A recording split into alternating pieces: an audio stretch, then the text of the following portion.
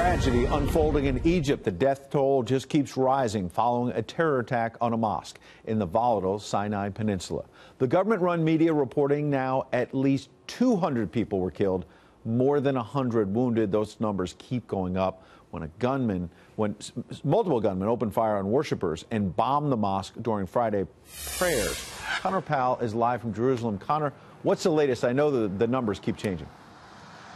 Yeah, the numbers keep going up, and they've gone up significantly in the last couple hours. This is easily becoming one of the deadliest attacks ever in Egypt's history. It's also, as we learn more, becoming clear that this was a very well planned out, a fairly sophisticated attack. As you said, there was at least one explosion. There's a little bit of confusion about how many explosions, but there was at least one explosion at a mosque in the northern Sinai region of Egypt. And then it was followed up by multiple gunmen and vehicles shooting not only the people trying to flee the mosque, but also then attacking rescue vehicles coming to help people there in the area. It tells you a lot about the attackers. They knew there wasn't much security and that they really weren't scared all that much of the security that would be coming to try to help people. We're also getting the sense that this death toll could keep increasing. It started at just about 50 a couple hours ago when this attack was launched at midday during the afternoon prayers. It's now at, as you said, well over 200. At least 100 people are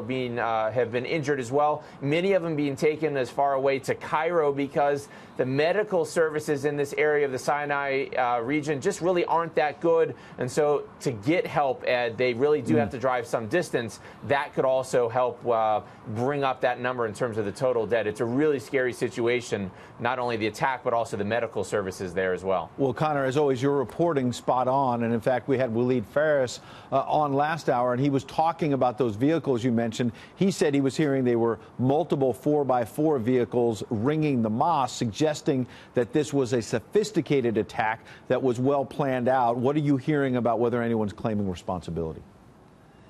Yeah, so nobody yet has claimed responsibility. It is still possible that they might in the next day or so. A lot of times out of Egypt, it does take a couple days for groups to claim responsibility, but it does have all the hallmarks of an ISIS attack. There's an ISIS affiliate in the northern Sinai that the Egyptians have been battling for about the last 3 to 4 years or so. President Sisi, who sort of made his name as a fighter of terrorism and Islamic extremism in Egypt, has talked in recent weeks and months about battling ISIS. This has really become the main fight for his administration there. Nobody's claimed responsibility yet, but it does have all of the hallmarks of ISIS, and it's something we're going to be watching very closely.